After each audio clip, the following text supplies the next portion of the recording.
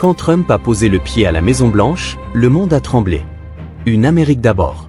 Les riches, encore plus riches.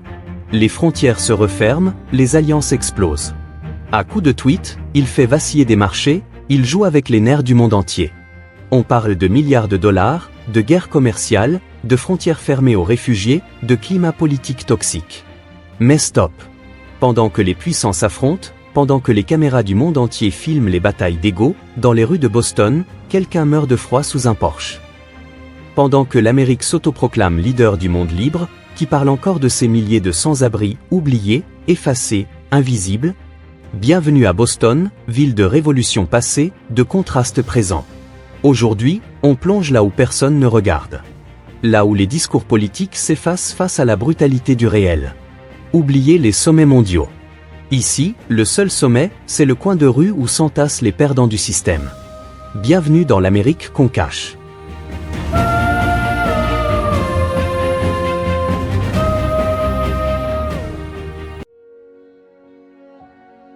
Le paysage du sans-abrisme à Boston est complexe. Certains sont visiblement sans abri, dormant dans les parcs, près des centres de transit ou sur les trottoirs froids. D'autres vivent dans des conditions précaires, dépendant de services de logement transitoires offrant un répit temporaire contre les éléments. Malgré les efforts conjoints du gouvernement et des associations, les défis persistent. Une part importante des personnes touchées vient de milieux à faible revenu, souvent piégés dans un cycle d'instabilité économique. La question cruciale se pose. Quels facteurs ont convergé pour créer un contraste aussi frappant dans une ville qui se présente comme un symbole de progrès? Le logement à Boston est notoirement cher, exerçant une pression immense sur les familles à revenus faibles ou moyens. De nombreuses personnes qualifiées ont du mal à s'offrir même un appartement modeste, les poussant au bord du sans-abrisme. Cette situation est aggravée par les changements économiques, notamment après les périodes de récession, et l'impact d'événements mondiaux comme la pandémie de Covid-19. Lorsque les entreprises locales font face à des fluctuations de la demande, des individus perdent leur emploi ou subissent des baisses significatives de revenus. Quand cette vulnérabilité économique se combine au coût de la vie élevé, elle conduit souvent à un glissement involontaire vers le sans-abrisme. Le sans-abrisme à Boston n'est pas un problème monolithique. Le profil démographique est varié, des jeunes adultes confrontés à des revers en début de carrière, des personnes âgées incapables de suivre le rythme du marché du travail, ainsi que de nombreuses familles et vétérans, chacun avec des besoins et des défis distincts. Certains vivent dans la rue depuis des années, tandis que d'autres se retrouvent sans abri après une seule crise imprévue. Le tissu urbain est entrelacé d'histoires de perte, de résilience et d'espoir. Cette discussion dépasse les simples statistiques. C'est un récit humain qui appelle des solutions globales. Même si les décideurs politiques mettent en œuvre des mesures pour répondre aux besoins immédiats, des critiques soulignent que la vision reste trop étroite. Certains estiment que les efforts actuels visent davantage à gérer les symptômes visibles qu'à s'attaquer aux causes systémiques de l'insécurité du logement. Il est légitime de se demander si l'approche actuelle suffit à résoudre les causes sous-jacentes, ou si elle ne fait que retarder une crise plus profonde. Les refuges d'urgence et les logements temporaires fournissent un soulagement essentiel, mais ils offrent rarement une solution durable à ce problème chronique. Ces dernières années, la dynamique démographique de la ville a changé. Boston accueille désormais un mélange de nouveaux arrivants et de résidents de longue date. Parallèlement, des problèmes de santé mentale et de toxicomanie jouent un rôle majeur dans la perpétuation du sans-abrisme. Beaucoup de ces personnes ont connu des difficultés cumulatives, une cascade de malheurs qui, lorsqu'ils ne sont pas résolus, entraînent une exclusion sociale à long terme. Malgré quelques signes encourageants de reprise économique, les sans-abri continuent de naviguer dans un système souvent rigide, lent à s'adapter à l'évolution de leurs besoins. Des rapports indépendants, inspirés par des documentaires de voyage captivants, mettent en lumière des expériences personnelles que les données statistiques ne peuvent saisir. Des entretiens avec les personnes concernées révèlent non seulement leurs difficultés, mais aussi leurs aspirations à retrouver dignité et autonomie. Ces témoignages personnels rappellent que le sans-abrisme n'est pas simplement un échec économique, mais un échec sociétal, où la compassion et le soutien structurel sont aussi cruciaux que l'aide financière. Ainsi, le problème devient un impératif des droits humains, exhortant les secteurs publics et privés à collaborer. Derrière chaque chiffre se cache une personne, avec des rêves, des aspirations, et une place dans la communauté. La réalité est brutale. Mais elle lance un appel. Un appel à l'action. Un appel à repenser la manière dont les ressources sont allouées et comment les politiques sont conçues pour que chaque citoyen puisse vraiment partager la prospérité de cette ville dynamique. Les racines profondes du sans-abrisme à Boston. Les facteurs qui alimentent le sans-abrisme à Boston? Aussi variés que les personnes touchées.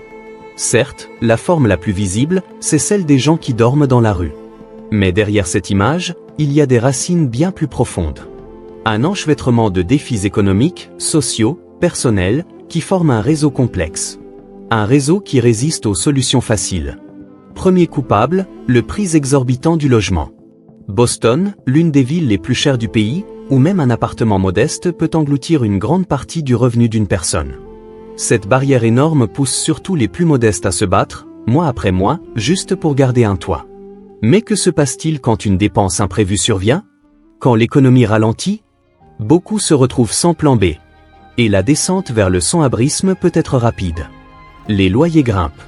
Les salaires stagnent. Et même ceux qui bossent dur peuvent perdre leur logement. Pire encore, l'offre de logements abordables n'arrive pas à suivre la demande. Les logements subventionnés se font rares, les files d'attente s'allongent, et la concurrence est féroce pour un espace sûr et accessible. Alors oui, on peut se demander, comment une ville aussi prospère que Boston peut-elle tolérer un tel écart? Le problème ne s'arrête pas là. L'instabilité de l'emploi vient aggraver la situation. Les crises économiques, les fermetures d'entreprises, les secousses du marché mondial ou les pandémies, tout cela entraîne des pertes d'emplois brutales. Et pour ceux qui n'ont pas de filet de sécurité, un simple passage entre deux jobs peut suffire à déstabiliser complètement un foyer. Cette volatilité, c'est souvent le déclic qui précipite vers l'itinérance. Et ces événements ne sont jamais isolés. Ils laissent des cicatrices profondes sur les communautés les plus fragiles.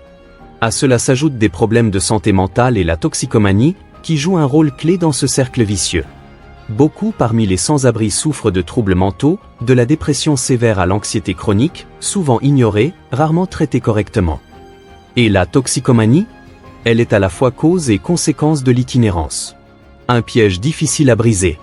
Mais traiter la santé mentale, ce n'est pas juste offrir des soins médicaux. Ça demande un réseau solide, un soutien communautaire durable, et un changement profond de la perception publique. Autre facteur invisible, l'éclatement des familles. Divorce, violence domestique, pauvreté générationnelle. Autant de situations qui laissent des individus sans soutien stable. Les jeunes, notamment, se retrouvent seuls face à la vie, englués dans des cycles d'instabilité qui peuvent durer toute une existence. Et le manque de reconnaissance sociale, l'absence de soutien émotionnel, les isole encore plus des opportunités qui pourraient les aider à se reconstruire. Mais ce problème, à Boston, il prend aussi des formes différentes selon les groupes. Les anciens combattants, par exemple, font face à des défis uniques quand ils quittent la vie militaire pour revenir à la vie civile. Beaucoup n'ont pas les compétences ou les opportunités pour se réinsérer dans un marché urbain ultra compétitif. Les immigrants, eux, affrontent barrières linguistiques, discriminations et obstacles juridiques qui freinent l'accès au logement et à l'emploi. Mais derrière toutes ces catégories, derrière chaque statistique, il y a des histoires humaines. Comme dans un documentaire de voyage, où chaque visage, chaque témoignage raconte bien plus qu'un simple fait. Le récit des sans-abri de Boston est rempli de témoignages de résilience face à des situations impossibles. Ces histoires mettent un visage sur le problème. Elles nous rappellent que, derrière chaque donnée, il y a une vie brisée par les circonstances. Et face à ces racines multiples du sans-abrisme, une question s'impose. Les politiques actuelles sont-elles assez solides pour attraper ceux qui passent entre les mailles du filet? Ou y a-t-il un besoin urgent de réforme en profondeur? Il faut se poser la question. Les politiques économiques et sociales actuelles sont-elles suffisamment solides pour rattraper ceux qui passent entre les mailles du filet? Ou bien, existe-t-il un besoin urgent de réforme systémique? En explorant les causes profondes du sans-abrisme, une chose devient claire, ce n'est pas un phénomène isolé. C'est le résultat d'échecs multiples, dans l'économie, dans les filets de sécurité sociale, et dans le soutien communautaire. Des facteurs économiques, comme la flambée du coût de la vie, sont aggravés par des blocages structurels sur le marché du travail. Les lacunes dans les soins de santé mentale, le manque de logements abordables. Tout cela pousse des milliers de personnes dans une impasse. Comme un documentaire de voyage capte l'interaction entre une culture et son environnement, il faut ici comprendre la dynamique complexe qui façonne la situation actuelle à Boston. Les discussions entre urbanistes, travailleurs sociaux et militants politiques pointent toutes dans la même direction, l'inégalité systémique. Et tant qu'on ne s'attaque pas aux racines de ces disparités, aucune mesure ne pourra vraiment produire un changement durable. Alors une question persiste. Comment une métropole moderne peut-elle concilier sa croissance avec les besoins de ses citoyens les plus vulnérables? Ce défi exige un changement de cap. Passer de l'urgence au long terme. Des solutions temporaires à des réformes durables. Car aujourd'hui, c'est bien un mélange de forces macroéconomiques et de tragédies humaines qui façonne l'état du sans-abrisme. Les loyers explosent, les salaires stagnent, et pendant ce temps, les récits individuels de perte et de survie se déroulent, chaque jour, dans les rues de Boston. C'est cette juxtaposition entre prospérité urbaine et détresse humaine qui définit le visage de la ville aujourd'hui. Dans la suite de notre exploration, nous allons plonger dans les politiques de protection sociale mises en place pour tenter d'enrayer cette crise. Et comprendre comment les communautés, les institutions et les gouvernements peuvent coopérer pour bâtir des solutions durables.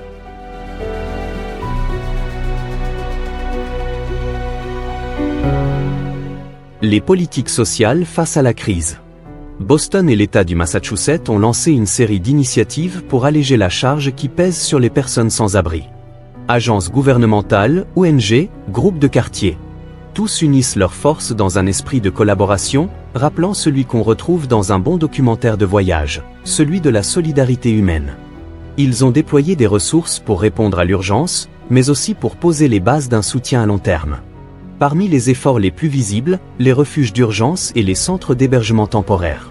Ces lieux offrent un abri contre les intempéries et un minimum de stabilité face à l'incertitude de la rue. Mais ces refuges ne sont pas une solution miracle. Ils débordent souvent en hiver. Et les services sont parfois irréguliers. Pourtant, entre les repas chauds, la sécurité, et même parfois des soins médicaux de base, ils constituent la première ligne de défense contre la brutalité de la vie sans toit. À côté de ça, des programmes de santé notamment via MassHealth offrent un accès aux soins, souvent gratuits ou subventionnés. Des unités mobiles parcourent les quartiers les plus touchés, pour que personne ne soit oublié. Mais là encore, des défis subsistent. Liste d'attente, lourdeurs administratives, manque de continuité. On peut se demander, ces programmes évoluent-ils assez vite pour répondre aux besoins croissants? Ou sont-ils juste un pansement temporaire sur une plaie bien plus profonde?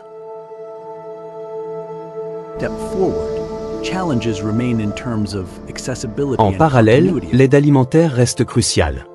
Des programmes fédéraux comme SNAP ou des initiatives locales avec des cuisines solidaires permettent à des milliers de personnes de manger à leur faim.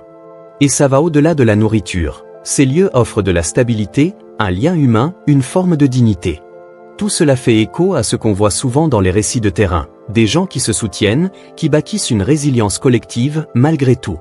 Mais attention, même si ces politiques sont précieuses, elles révèlent aussi les manques flagrants du système. C'est ce que dénoncent beaucoup de groupes de défense. Les besoins à long terme, logement stable, soins psychologiques continus, sont loin d'être comblés. Le débat sur le sans-abrisme à Boston, comme dans tout documentaire de terrain bien mené, montre une réalité en couches multiples. Entre l'aide immédiate et le besoin de croissance durable. Heureusement, certains signes sont encourageants. L'État a commencé à nouer des partenariats intelligents avec des ONG spécialisées. L'objectif, simplifier les parcours, du placement rapide en logement à l'accompagnement médical régulier. Et surtout, ne plus traiter les sans-abri comme des statistiques, mais comme des histoires humaines. Chacune avec ses douleurs et ses espoirs. Quand une personne a la possibilité de raconter son histoire, ses difficultés, ses petits triomphes, alors les politiques prennent un tout autre sens. Elles deviennent concrètes et porteuses d'espoir. Enfin, la société civile elle-même commence à comprendre que la compassion, c'est bien, mais qu'il faut aussi des réformes systémiques. C'est dans cette logique entre innovation et empathie que certains programmes pilotes voient le jour. Des projets qui lient logement et services d'accompagnement sur mesure. Une réponse humaine à une crise trop longtemps ignorée. Pour vraiment faire la différence, l'aide doit aller au-delà du simple hébergement d'urgence. Et même si ces programmes pilotes sont encore récents, les premiers signes suggèrent qu'ils pourraient bien marquer un tournant décisif dans la lutte contre le sans-abrisme. Mais à ce stade, il est crucial de rester lucide. Ces mesures, même efficaces pour atténuer les pires effets, restent vulnérables aux pressions économiques globales, qui continue de peser sur le paysage urbain de Boston. Alors que les responsables de la ville affinent leur stratégie, beaucoup trouvent l'inspiration dans des récits typiques d'un documentaire de voyage bien conçu. Une transformation qui ne peut être atteinte que lorsque toute une communauté s'unit autour d'un objectif commun.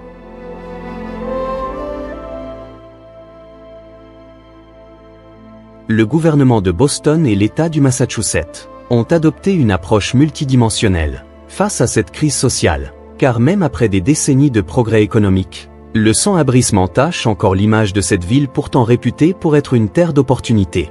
Au fil des années, les autorités locales ont lancé des programmes innovants, pensés à la fois pour soulager l'urgence immédiate et pour offrir une stabilité durable aux personnes concernées. L'une des initiatives les plus médiatisées ? Le fameux Housing First. Une approche qui mise d'abord sur la fourniture de logements stables et permanents, avant même de traiter les autres problèmes associés comme la santé mentale ou l'emploi. Une stratégie saluée, souvent mise en avant dans des documentaires, pour son approche humaine et pragmatique. Elle représente une lueur d'espoir pour ceux qui ont longtemps été laissés en marge. Les agences locales ont également renforcé les fonds destinés aux refuges d'urgence, créant des installations supplémentaires pour faire face aux hivers rigoureux de Boston.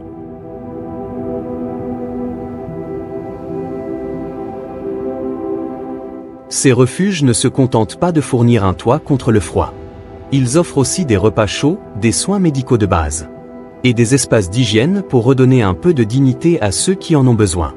Mais malgré ces efforts, la demande dépasse largement l'offre. Et une question persiste dans les couloirs du pouvoir. Les niveaux de financement actuels sont-ils vraiment suffisants pour faire face à une crise qui explose à chaque ralentissement économique ? En parallèle, Boston s'est associé à des ONG et à des cliniques communautaires pour proposer des services de santé mobile. Ces unités parcourent les quartiers les plus vulnérables, soignant tout, des blessures mineures aux problèmes chroniques. Ces programmes de sensibilisation de terrain cherchent à s'assurer que même les plus marginalisés puissent accéder aux soins essentiels. Un premier pas vers une vie plus stable. Mais l'enjeu ne s'arrête pas à la santé physique. L'intégration de la santé mentale dans ces dispositifs est un élément clé. Pourtant, une question reste en suspens. Comment faire évoluer ce système assez vite ? Pour répondre aux besoins psychiques et physiques d'une population aussi diversifiée ? Former, insérer, reconstruire.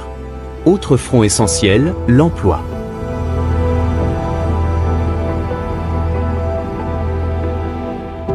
La ville a mis en place des programmes de formation et de réinsertion professionnelle, souvent présentés dans le style narratif d'un documentaire captivant, où l'on suit des parcours de reconstruction.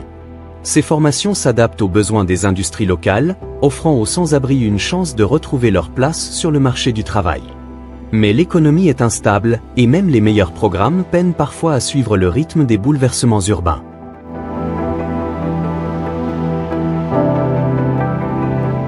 Les responsables eux-mêmes s'interrogent. Ces initiatives peuvent-elles s'adapter assez vite à l'évolution constante de la ville et de ses marchés ? En parallèle, de nouveaux investissements ont été injectés dans la construction de logements abordables. Des incitations fiscales ont été mises en place pour pousser les promoteurs à construire plus de logements sociaux. Des démarches pour accélérer les autorisations et stimuler l'offre de logements accessibles. Mais là encore, les avancées sont progressives, trop lentes face à l'ampleur des besoins. Et dans les cercles de décision, beaucoup se demandent si ces efforts suffisent pour provoquer un vrai changement, à la hauteur des récits inspirants qu'on voit dans certains documentaires de terrain.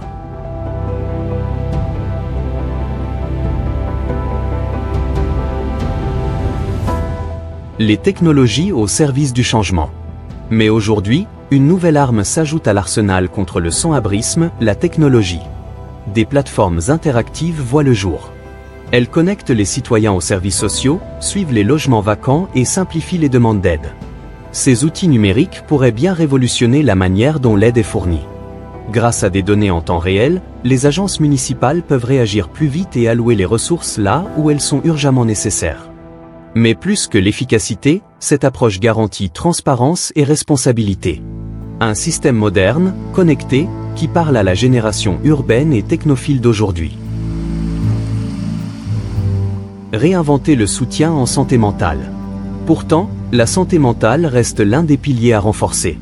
Boston doit repenser sa stratégie en investissant dans plus de centres communautaires et en intégrant ses services directement aux programmes sociaux existants. Imagine, des programmes innovants ou soutiens par les pairs et conseils professionnels s'entrelacent, devenant ainsi la pierre angulaire d'une réponse plus empathique. Mais là encore, le défi est de taille, rendre ces services accessibles, culturally sensitifs et durables sur le long terme. L'environnement, clé du rétablissement. Et si l'on pensait au bien-être global? Les espaces verts, les jardins communautaires. Il est prouvé qu'ils améliorent la santé mentale, qu'ils renforcent le tissu social. En intégrant la nature dans les projets de réaménagement urbain, Boston peut créer des espaces de guérison, des lieux qui contribuent autant au rétablissement physique qu'à la reconstruction émotionnelle. Imaginez une ville qui équilibre croissance urbaine et préservation de la nature. Ce n'est pas un rêve idéaliste. C'est un objectif atteignable, illustré magnifiquement dans ces documentaires de voyage immersifs, où l'humain et son environnement coexistent en harmonie.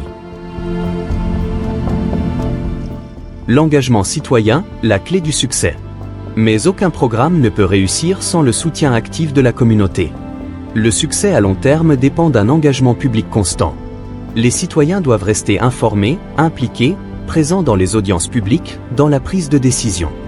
Des rapports transparents, des collaborations avec les médias locaux et des initiatives communautaires comme le bénévolat, les groupes de surveillance de quartier ou les collectes de fonds locales ou peuvent soulager la pression sur les ressources publiques. Le message est simple, mais puissant. Construire un Boston résilient exige un effort collectif. C'est une leçon que l'on retrouve dans chaque documentaire de voyage inspirant, ceux qui célèbrent la résilience et l'ingéniosité humaine. Une réflexion personnelle. Mais si je prends un instant pour reculer, pour observer Boston avec un œil extérieur, comme on le ferait dans un documentaire immersif, je ne peux ignorer ce contraste saisissant.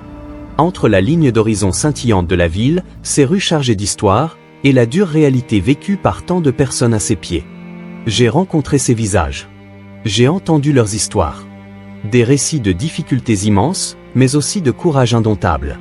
Ce ne sont pas de simples chiffres. Ce sont des vies humaines. Chacune marquée par la vulnérabilité, mais aussi par une force incroyable. Pour moi, cette crise n'est pas seulement le produit de déséquilibres économiques ou de lacunes politiques. Elle est le reflet d'une négligence sociétale plus large. Le manque de logements abordables. Le soutien insuffisant en santé mentale. Des services sociaux fragmentés.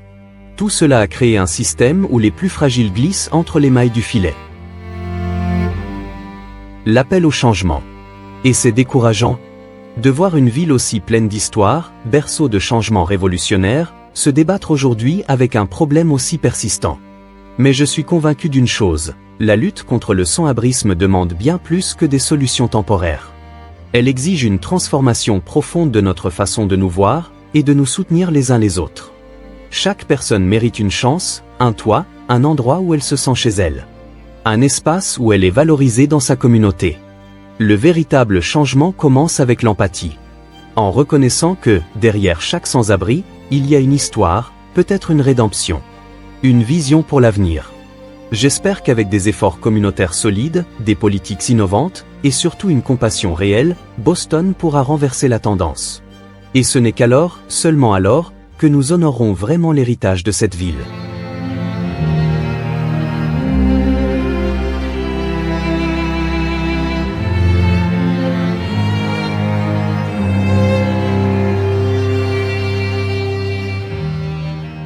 Le sans-abrisme à Boston reste une mosaïque complexe. Un mélange de défis économiques, sociaux, personnels. Les initiatives gouvernementales ont fait des progrès. Les programmes communautaires aussi. Mais le chemin reste long. Pour éliminer le sans-abrisme, il faudra des solutions immédiates, mais aussi des réformes structurelles, aussi dynamiques et évolutives qu'un documentaire de voyage de haut niveau. En explorant de nouvelles approches pour le logement, en renforçant les services de santé mentale, en soutenant une participation citoyenne forte, Boston a le potentiel de redéfinir son avenir. Les réponses ne sont pas simples. Mais l'engagement au changement est là, inébranlable. Et chaque pas fait vers des solutions durables est une promesse tenue, celle d'honorer la dignité de chaque résident et de garantir que l'avenir de Boston soit aussi inclusif que son passé fut historique.